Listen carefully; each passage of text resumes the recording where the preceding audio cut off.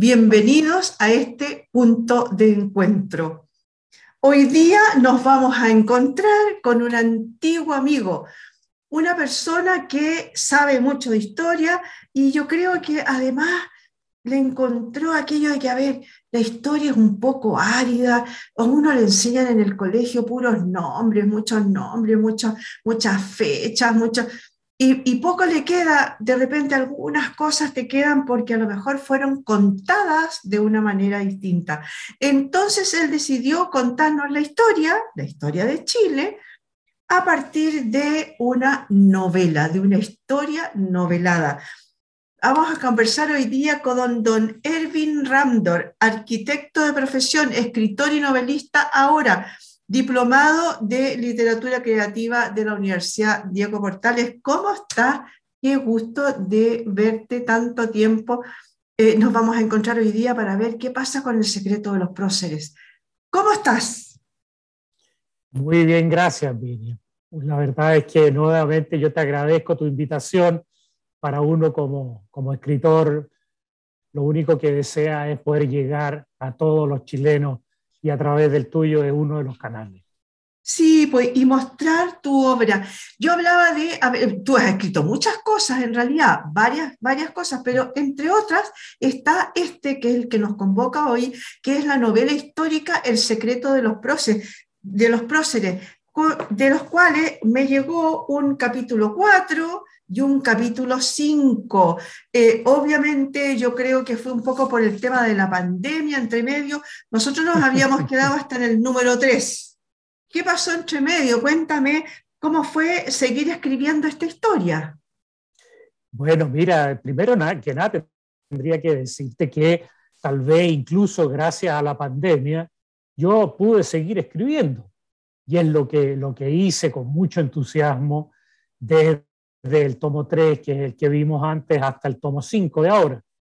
Afortunadamente, como yo todo esto lo hago desde mi casa y sin moverme de mi escritorio, me sale desde ese punto de vista relativamente fácil, porque no tengo que hacerlo como lo hacían los antiguos historiadores que se pasaban días de días en las bibliotecas consultando.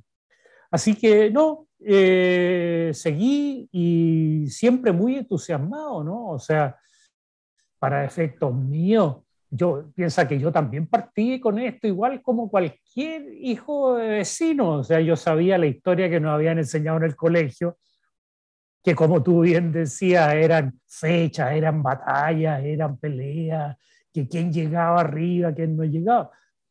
Hasta que me metí en este cuento y ha sido realmente muy simpático, ¿no? Porque he visto muchas cosas ahí, sucesos así como laterales a la historia que tienen un sabor muy especial. Entre medio tú dijiste lo de haber estudiado del colegio, etcétera. ¿Cómo eras para la clase de historia en el colegio? ¿Te Mira, aprendías las fechas y todas esas cosas o no? sí tenía cierta facilidad, pero mira, que es curioso, el otro día estaba pensando yo justamente que en algún momento me iban a preguntar sobre esto y el gran recuerdo que tengo yo es, no sé, pues tendría 11, qué sé yo, tal vez 12 años, y en una prueba de historia me la corrigieron mal, pues salió re mala la nota. Y entonces yo me fui rápidamente, revisé los libros, ¿no es cierto? Y descubrí que no, que estaba correcto.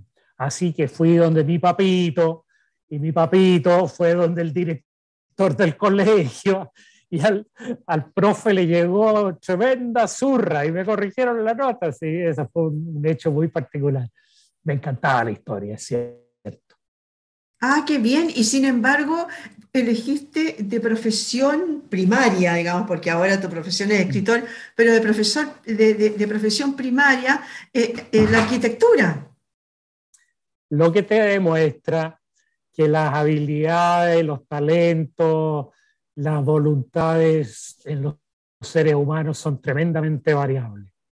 Mira, tal es así que yo puse primero arquitectura porque me encantaba, a mí me encantaba pintar, me encantaba dibujar, cuando descubrí la perspectiva, cuando nos enseñaron la perspectiva, no sé, pues, en ese tiempo de haber sido en tercero, cuarto, humanidades, después que todavía quinto y sexto, ¿no?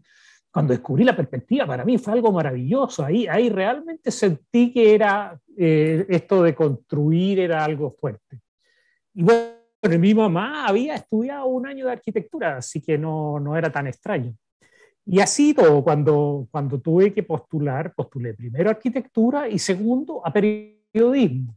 O sea, como tuve algo bastante lejano, pero que te demostraba que yo ya en ese tiempo sabía cómo escribir, me gustaba. Hacíamos unos juegos, recuerdo yo, en el colegio con una compañera en que escribíamos así en el menor tiempo posible una página entera narrando cualquier tontera, digamos. Y era un disfrute ese. Así que, como te digo, la historia me encantaba. Seguí leyendo mucho sobre historia. Cuando tú sabes que cuando yo partí, hace ya estamos hablando de 16 años atrás, creo que fue, partí escribí novelas de cualquier tipo, o sea, todo menos historia. Y que de repente sí llegué a y me encanta y sigo haciéndolo. Había inquietudes literarias ya por ahí dando vuelta, ¿no? Qué bueno. Oye, a ver, vamos, hablemos de historia y vámonos así, pasito a pasito, como dice una canción, a aventurarnos en el secreto de los próceres, tomo 4, ¿no? En este periodo, en este capítulo específicamente, yo sé que llega hasta el 1850, ¿no? Ya llevamos, como dices tú por ahí, 40 años de vida independiente, hay gran desarrollo económico, hay lo que esto provoca diferencias entre los pipiolos y los liberales. También se aparecen aquí los presidentes Prieto, Bulnes, aparece Freire, Blanco Encalada, o sea, todo aquello que nosotros hemos estudiado tanto en el colegio, pero que no está en un contexto, no sabemos exactamente por qué unos reaccionaron respecto de los otros, ¿no? Porque también aparece hacia el final, se supone que José Victorino Lastarria y Francisco Bilbao, entre otras personas que después vamos a ver el desarrollo en el capítulo quinto. Pero cuéntame, ¿cuáles serían, tú dices, aquí las grandes características de este periodo que llega hasta el 1850? Mira, yo creo que para ver este periodo prácticamente habría que partir desde la independencia, porque lo que se produjo a partir del 18 de septiembre de 1810 y hasta que se concretó el proceso independentista, lo que fue no fue simplemente quitarle un territorio al rey español. Esto fue básicamente una revolución cultural, una tremenda revolución cultural, porque imagínate que transformamos lo que era la monarquía absolutista con una gran participación de la Iglesia, la transformamos en un par de años en una república. O sea, hay que ponerse en la posición de la gente que vivía en ese tiempo, de haber sido algo que les cambió toda la vida, todas sus perspectivas. Piensa que la gente, tanto los españoles de la península como los criollos que vivían en ese tiempo de la independencia, su gran anhelo era el honor de la familia y la gloria militar, ¿no es cierto? Y de repente esto empieza a cambiar, ya no está ni siquiera el rey para que pueda conceder títulos nobiliarios y cosas de ese tipo, sino que una simple república donde incluso los títulos nobiliarios se suspendieron, se suprimieron. Entonces, este cambio cultural produjo una guerra que no es la guerra que tuvimos con los españoles, ¿no es cierto?, por defender la soberanía, sino que fue una guerra subterránea entre los miembros de la misma sociedad, aquellos que querían haber vuelto a ser parte de la monarquía española, con aquellos otros, los liberales, los pipiolos, ¿no es cierto?, que querían esta cosa nueva, novedosa, un poco como lo que quieren ahora los políticos jóvenes, ¿cierto? Y esa guerra que tuvo momentos en que fue muy violenta y otros momentos en que fueron simples batallas políticas. Y entonces, desde el 1823, cuando sale Bernardo Higgins, que tiene que abdicar, precisamente porque los conservadores lo apretaron tanto hasta que él dijo, bueno, para que no se produzca una guerra civil, yo voy a abdicar. Y siguieron Freire, siguió José Antonio Pinto, siguió Manuel Blanco Encalada, amigos todos de Bernardo Higgins, liberales, ¿no es cierto? Siguieron todavía en el poder, ellos habían logrado convencer a mucha gente, pero los conservadores no querían dar su brazo a partir y siguieron, ¿no es cierto?, produciendo muchas manifestaciones hasta que en 1830 consiguen llegar al poder a través del golpe de Estado que hace Joaquín Prieto. Ridículamente, Prieto era liberal, era masón, y participa con los conservadores y se hacen del poder, y ese es el tomo 4 entonces que viene, que va de 1830 hasta 1850 con los gobiernos de Joaquín Prieto y después de su sobrino Manuel Bulnes. Sí, además ahí entre medio va a aparecer la Constitución que está de 1833, ¿no? Donde Así es. aparece fuertemente el ideario portaliano, ¿no? Así Y es. que es el que la Constitución que se va a mantener durante unos cuantos años. Cuéntame una cosita también. En esa época empiezan ya a florecer, porque yo decía que hay un gran desarrollo económico en esa zona, en esa época, algo que no se había visto. Ese gran desarrollo económico es como el germen, son como las semillas de las grandes empresas y grandes obras que se hicieron en esa época. Así es. Es interesante que si bien Portales y compañías se hicieron del poder, ellos sí dejaron en la Constitución del 33 un sistema económico que favorecía el progreso, que era en parte la libertad económica que introdujeron justamente los liberales, ¿no es cierto? Los liberales estaban entusiasmados con el libre comercio y eso se mantuvo. Y a raíz de que se mantuvo, empezó a surgir el país de una manera brutal, fantástica. Bueno, incidió mucho, ¿no es cierto?, la existencia de minas, que entonces empezaron a ser operadas en un sistema que era muy brutal. Te digo que en la minería no había respeto por nada. Y además la gente que se enriquecía un día con la minería, al día siguiente podía estar en la ruina. Pero se fue creando riqueza. Y ahí aparecieron estos personajes como Agustín Edwards, por ejemplo, que partió financiando la minería y después pasó a ser banquero y multimillonario. Y los Oye, mata. perdona, ¿de esa época es Chañarcillo, las minas de Claro, oro? De esa época, ya. Precisamente. Eso ahí en la zona de Copiapó se enriqueció muchísimo, la zona de Copiapó. Y esas son las cosas lindas cuando uno empieza a estudiar la historia por dentro ya, y no solo de las fechas. En Copiapó tú tenías en esa época tanta riqueza o más riqueza acumulada que Santiago. Entonces, tenía su propio teatro municipal donde llegaban obras del extranjero, se pasaban ahí óperas y zarzuelas españolas y obras de teatro, en fin,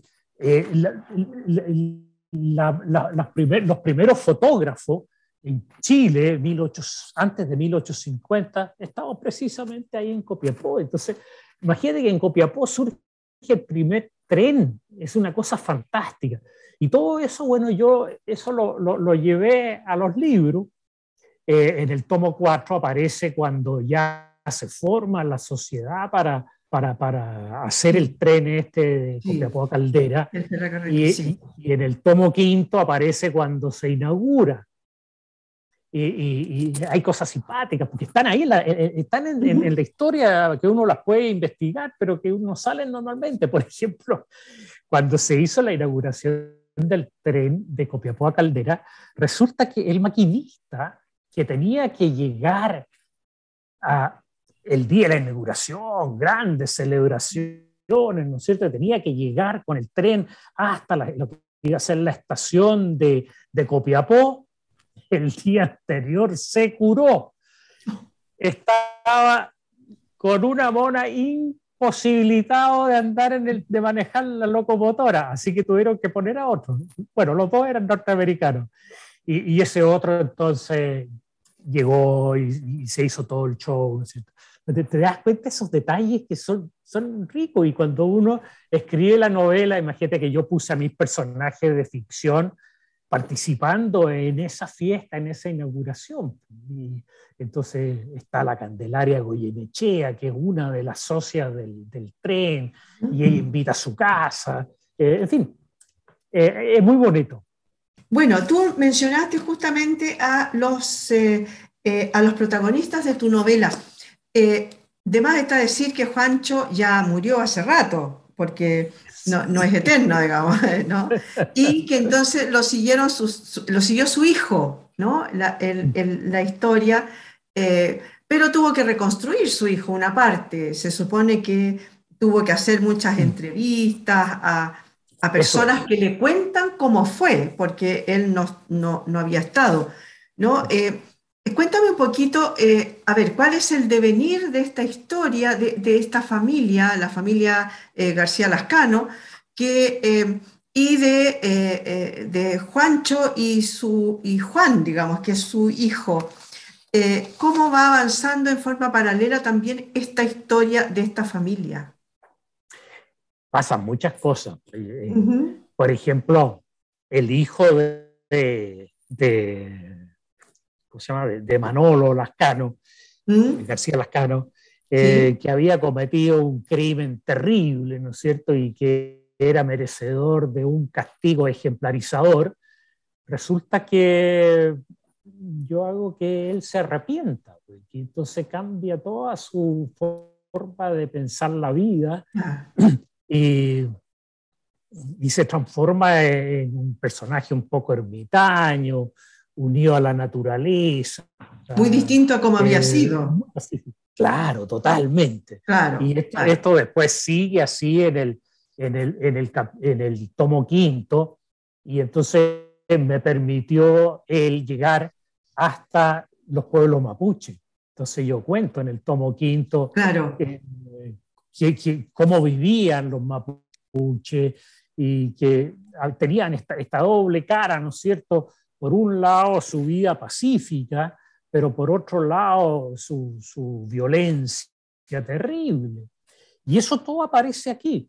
Aparece el mismo este personaje, ¿no es cierto?, que es hijo de la francesa, el varoncito, sí, que llega ahí y entonces le toca justo estar, mira qué casualidad, estar en el sur cuando llega este francés que se declara rey de la Araucanía, sí, Aurélie Antoine de Tunán. Y entonces este personaje mío, que hablaba francés porque era hijo de francesa, tiene una conversación con él. Eso permite entonces que el lector chileno pueda saber quién fue este personaje tan extraño que llegó y por qué llegó. Fíjate claro. que, fíjate que este es bien simpático, porque él se entusiasmó con Chile, imagínate, al otro lado del mundo, Ujú. porque había leído La Araucana de Alonso Ercilla. Y entonces se había enamorado por un lado del país, por otro lado, de los araucanos, que por lo demás no se llaman araucanos, Ya. se llama mapuche. Y así apareció aquí. Pero un loco, un loco. Y lo echaron con viento fresco, y después de 10 años volvió a venir, y lo tuvieron que volver a echar. Todo eso aparece ahí. Pasemos ahora al capítulo 5, que va de 1850 al 1870, un poco un periodo en el que, bueno, en transición un poco, el periodo de aquellos presidentes por 10 años, ¿no?, que tuvimos entre medio. Y, Sí. y este sería, de alguna manera, quizá el periodo, no sé, corrígeme, en el que vamos más al tema cultural, más al tema intelectual, como que las bases ya económicas están echadas y ya estamos bien cimentados. Me da la impresión de que podría ser un poco el periodo un poco más cultural. Esta época, ¿es verdad o no? Porque, bueno, aparece Benjamín Vicuña Maquena, porque, bueno, aparece el telégrafo, el correo, aparte el ferrocarril, como decías tú delante, y este gran movimiento cultural que hay, por la gran riqueza que hay, y porque al ser puerto, llegan muy fácilmente, lo que también pasaba con Valparaíso, ¿no?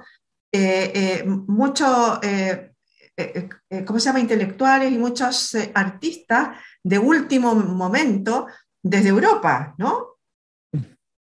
Sí, efectivamente. Vale la pena nombrar a José Victorino Lastarri Bilbao, que ya aparece en el 1842 con la Sociedad de Literatura, ¿no es cierto? Que Claro. fue una manera bastante solapada de reunir a los que eran liberales de pensamiento. Perfecto. Y entonces formaron esto, y ellos eran rebeldes, eran básicamente rebeldes, por eso mismo que también la sociedad fue prohibida, y después, antes de 1850, ya habían habido revueltas y golpes, y entonces empieza a nacer en Chile la literatura chilena. Claro, Ellos bueno, son... yo entre medio me salté como fundamental, digamos, un hito, y que es el tema de la Revolución del 51, que es liderada por Claro. justamente estos personajes de los que tú nos estás hablando. Claro, mira, me creerás que yo ahora en las entrevistas que he tenido, casi como que eso soslayaba un poco todas esas revueltas internas, que es el mundo político, ¿no es cierto?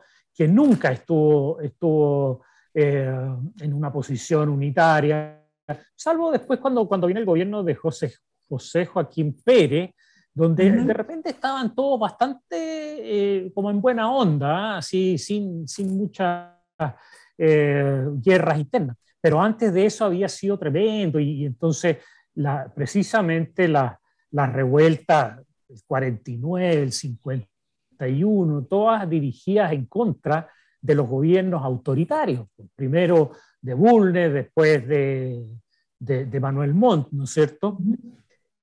Eh, pero, y siempre con la intención de tener una sociedad más libre, más libre. La libertad era un punto clave. Y ese anhelo de libertad, hay que decirlo, venía ya desde el siglo XVIII, ¿no es cierto? Desde Europa, donde surgen los grupos liberales que querían entonces los derechos humanos, ¿no es cierto? Tener mucho más derechos, y limitar los derechos de los monarcas. Bueno, todo eso viene, y efectivamente entonces en este periodo de 1850 surge, por un lado, la literatura, pero por otro lado también las artes escénicas. Se tiene que reconstruir el teatro municipal que se había quemado, y entonces llega todo tipo de artistas del extranjero también, y bueno, y bien interesante ver cómo la gente de la clase alta, que se abonaba por el año entero, ¿no es cierto? Y compraban, arrendaban los palcos, ¿no es cierto? Y entonces ir al teatro no era solo ver la obra, sino que era verse y dejarse ver. Por supuesto, De, y poder aprovechar de mostrar a las señoras es toda esta moda parisina que hacían traer, ¿no? Desde Europa. Hay una cosita que además me da la impresión de que también es de esta época, bueno, no, no me da la impresión, en realidad yo lo leí acá, y que es un tema que te atañe precisamente, que es el tema de la colonización alemana. Tú eres descendiente de alemanes. En esta Claro que época sí, cuando empieza a ver el tema de la colonización alemana en el sur, ¿o no? sí, por supuesto. Fíjate que es bien interesante que esta idea de colonizar, ¿ah? El sur es una idea que venía desde el mismo Bernardo Higgins. Incluso Camilo Enríquez lo plantea en alguna parte, y Bernardo Higgins cuando está en Perú, él trata de traer, en su caso, a ciudadanos irlandeses, y de manera que estaba el deseo de colonizar, y no solo por ocupar el territorio, sino que por traer gente culta. Y eso es algo bien interesante porque los mismos liberales, estos pipiolos, ¿no es cierto?, plantean eso, de traer gente más culta al país para hacer más culta a la población chilena. Y bueno, y ahí empieza, ¿no es cierto?, este proceso con Vicente Pérez Rosales, que es cabecilla de eso, y bueno, y con Filippi, no me acuerdo cómo se llama el nombre, que fue el alemán, que fue el primero que trajo a colonizadores antes de que saliera la ley, y fueron los primeros que se instalaron ahí en la zona de la Unión. Y claro, y se plantea en varios capítulos del tomo 5 cómo esta gente llegó y a la vuelta de 10 años habían producido una cantidad de riqueza fantástica. Y Claro. tal es así que, por ejemplo, Carlos Ambanter, que es uno como de los prohombres de esa zona y de esa etnia, él era boticario. Curiosamente era boticario igual que mi tatarabuelo que llegó a Chile, que llegó a Concepción. Ujú.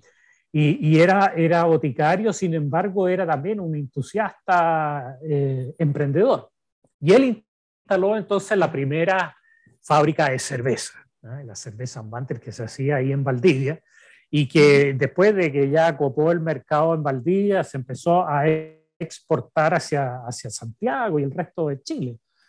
Entonces, bueno, y eso era uno, había gente que hacía zapatos, estaban los molinos, en fin, muchas cosas.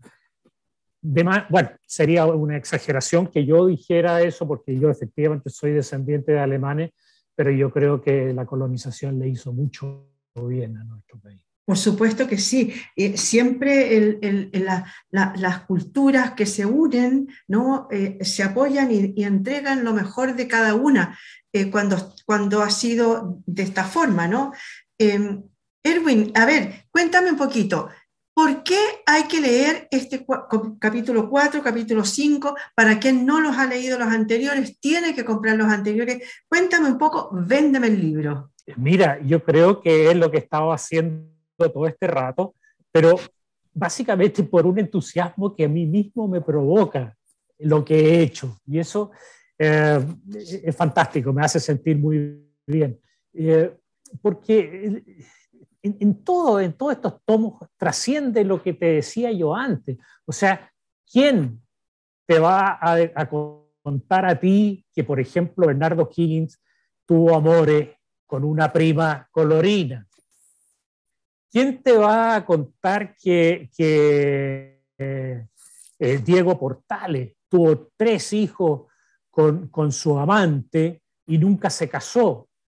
¿Quién te va a contar lo que pasó en el incendio de la iglesia de la Compañía? Algo pero terrible. 300 mujeres de Santiago muertas en un incendio brutal. ¿Quién te va a contar detalles más íntimos de cuando los españoles bombardearon el puerto de Valparaíso?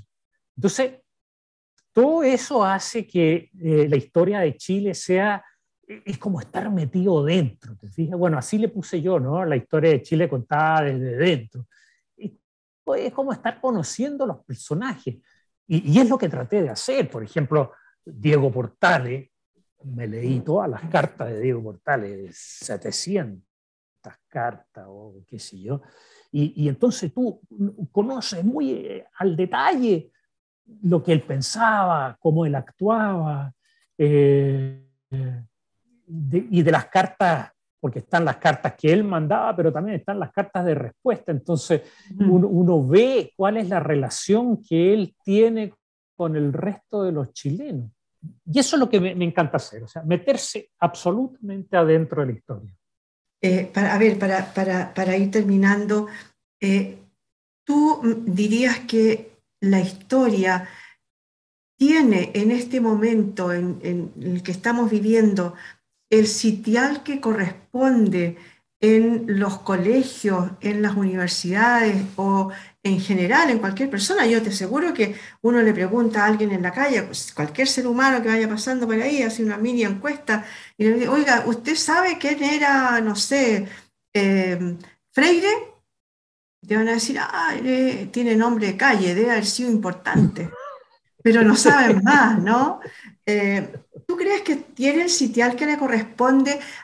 ¿A qué me refiero? Muchas veces hablamos de que nosotros somos un país joven, un país que poca historia tiene, es verdad, comparado con cualquier país de Europa, ¿no? Comparado con la cultura que tienen ellos de hace tantos miles de años. Nosotros somos jovencitos en eso. Eh, Tenemos esa base, ese fundamento como para estar parados en un país y tenerle amor a la patria, por ejemplo. Mira, yo lo veo con mucha pena, ¿eh? Yo creo que ha habido un movimiento político, que no voy a nombrar, que ha tratado de hacer precisamente lo contrario. Lo que han querido hacer es denostar la historia de Chile desde 1810 para adelante. La otra ni la toman en cuenta.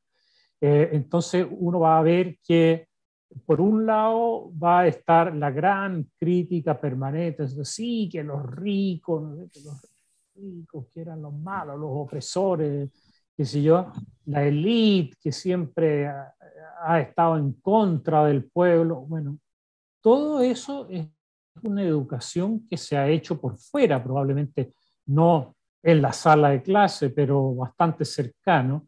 Y claro, hoy en día los jóvenes ven la historia de Chile como algo nefasto.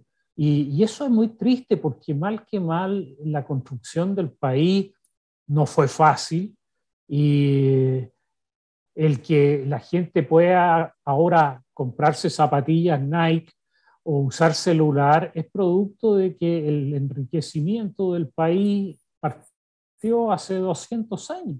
Y eso hay que valorarlo. Nosotros no nacimos hoy día, tenemos la historia y tenemos que agradecerle a los que hicieron el pasado. Entonces, a mí me da mucha pena lo que está pasando con la historia, que no se enseña y además no se respeta. Incluso yo te diría que hay un escritor por ahí que lo que hace es que desde la posición actual, ¿no es cierto?, sentado en su escritorio, él critica la actuación de los personajes históricos sin tener idea de cómo era el momento histórico que le tocaba vivir, cómo era la cultura, cuáles eran los hábitos, qué es lo que le habían enseñado, y cómo se comportaba. No, de aquí es tirar a partir. Y esa cosa, bueno, yo estoy en la campaña contraria. Muchas gracias, Erwin Ramdor, arquitecto, escritor y novelista, diplomado en literatura creativa de la Universidad Diego Portales, el escritor de estos dos tomos, porque ya son 5, pero a mí me llegaron el cuarto y el quinto de la historia de los próceres, ¿no? El secreto de los próceres, capítulo 4 y capítulo 5. Obviamente va a haber un capítulo 6 y un capítulo 7, ¿no? Eh, Posiblemente, pero me voy a demorar un poquito más. Primero Pero compren ya, todo esto. pero ya están en barbecho, digamos. Ahí hay algún tipo Hay de... estudios, sí. Ahí, bueno. Perfecto. Muchas gracias, Erwin, por haber estado hoy día con nosotros, llegar a este punto de encuentro. Muchas gracias a ti, Miriam. Que estés muy bien.